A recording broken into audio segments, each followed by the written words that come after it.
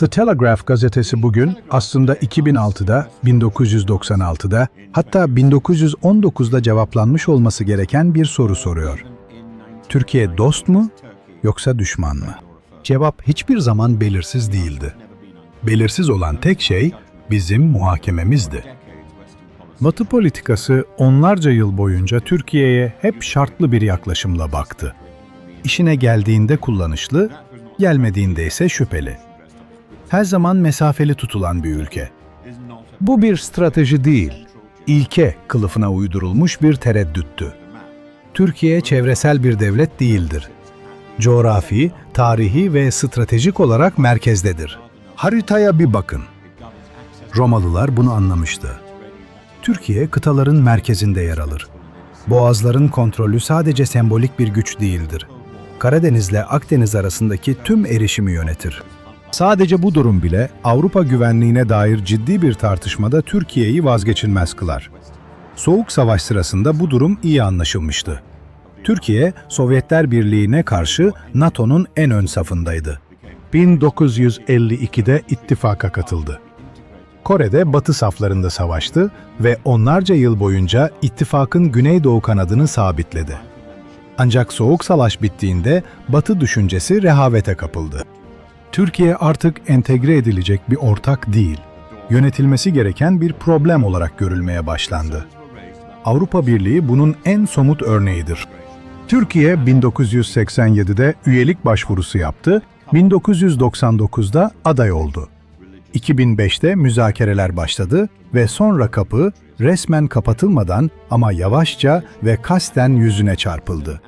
Demokrasi, insan hakları, Kıbrıs ve göç konularında endişeler dile getirildi. Bazıları geçerliydi ama çoğu seçici bir şekilde uygulandı. Diğerleri ise daha derin bir gerçeğin kibar kılıfıydı. Kültürel tereddüt ve dini huzursuzluk. Müslüman bir ülkeyi tam anlamıyla Avrupalı olarak kabul etmeye yönelik sessiz bir reddediş. Bu tereddüdün sonuçları oldu. Türkiye'yi Avrupa'ya sıkıca bağlamak yerine onu bir belirsizliğe ittik. Güvensizlik için alan yarattık. Ankara'yı Rusya'ya, Orta Doğu'ya ve kendi bağımsız yoluna bakmaya teşvik ettik. Ve sonra tam olarak bunu yaptığı için ondan şikayetçi olduk. NATO'yu tekrar düşünün. Türkiye, ittifaktaki en büyük ikinci orduya sahip. Kritik coğrafyayı ve ana üsleri kontrol ediyor. Yine de Batı başkentleri, Suriye, Kürt milisler veya savunma sanayi alımları konusunda Türkiye'nin endişelerini defalarca ikincil plana attı. Mesaj tutarsızdı. Sadakat bekliyoruz ama her zaman saygı göstermiyoruz. Rus S-400 sisteminin satın alınması münferit bir meydan okuma değildi. Yılların birikmiş hayal kırıklığının bir sonucuydu. Türkiye hava savunma sistemi istedi. Batılı müttefikler geciktirdi, tereddüt etti, şartlar dayattı. Rusya bir teklif sundu, Türkiye kabul etti. Bizim tepkimiz ise yaptırım oldu. Yine düşünmeden verilen bir tepki. Şimdi şu ana bakın. Ukrayna'da savaş, İran'la gerilim, Orta Doğu'da istikrarsızlık ve Avrupa üzerindeki göç baskısı. Ve aniden Türkiye tekrar vazgeçilmez oldu. Türkiye, Rusya ve Ukrayna arasında arabuluculuk yapıyor. Tahıl anlaşmalarını yönetiyor. Savaş meydanını şekillendiren dronlar tedarik ediyor. Avrupa'ya giden göç yollarını kontrol ediyor.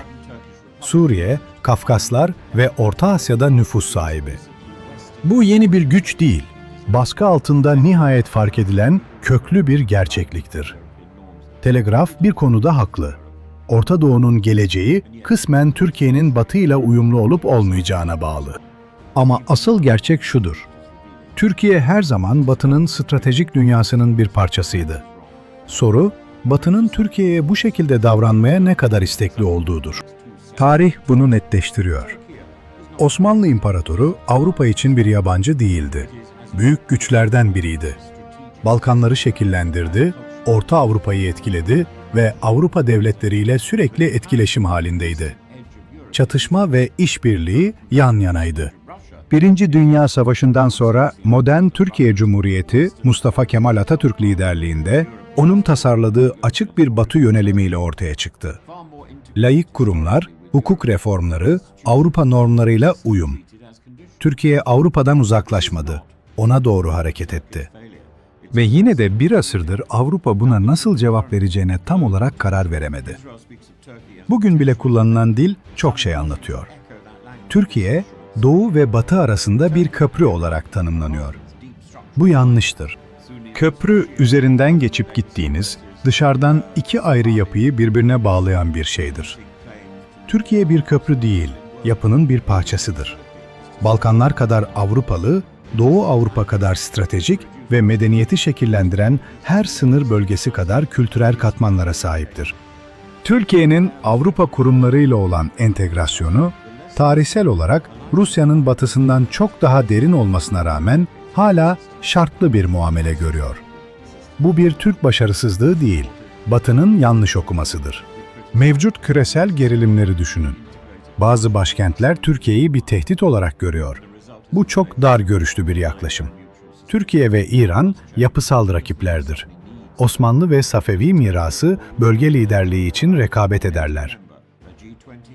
Türkiye'yi dışlamak, İran'ı güçlendirmektir.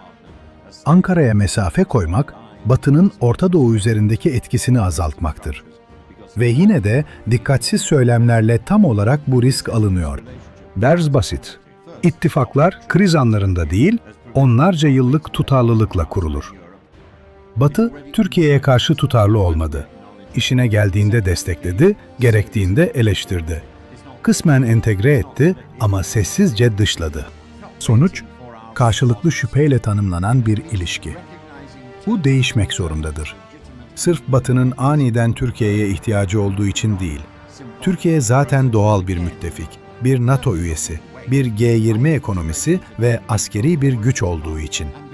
Bu ilişkiyi yeniden başlatmak netlik gerektirir. Birincisi, Türkiye'ye geçici muamelesi yapmayı bırakın. O, Avrupa'nın kapısında beklemiyor. Biz kabul etsek de etmesek de zaten sistemin içinde. İkincisi, güvenlik konusunda ciddi bir etkileşim kurun. Türkiye bizim yanıtımızı beklemeyecektir. Onun endişelerini, fikir ayrılıklarımız olsa bile meşru kabul etmeliyiz. Üçüncüsü, sembolik süreçlerin ötesine geçin. Belirsizlik yeterince zarar verdi.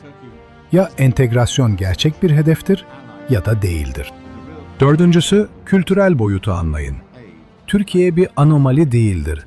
Avrupa tarihinin her zaman var olmuş çok dinli, çok etnikli ve stratejik bir parçasını temsil eder. Alternatif ise açık. Devam eden tereddüt ve güvensizlik. Kendi başına hareket eden bir Türkiye. Bu istikrar sağlamaz. Telegraph konuyu dost mu düşman mı seçimi olarak sunuyor. Bu yaklaşım için çok geç kalındı. Türkiye bir asırdır dost, onlarca yıldır müttefiktir. Asıl soru, Batı'nın nihayet Türkiye'nin beklediği o müttefik gibi davranıp davranmayacağıdır. Türkiye üzerine düşeni zaten yaptı. Artık Batı'nın sorumluluk alıp Türkiye'nin hamlelerine karşılık verme vaktidir. Çünkü o asıl karar, Mustafa Kemal Atatürk'ün 1923'te modern Türk devletini tanımladığı gün çoktan verilmişti.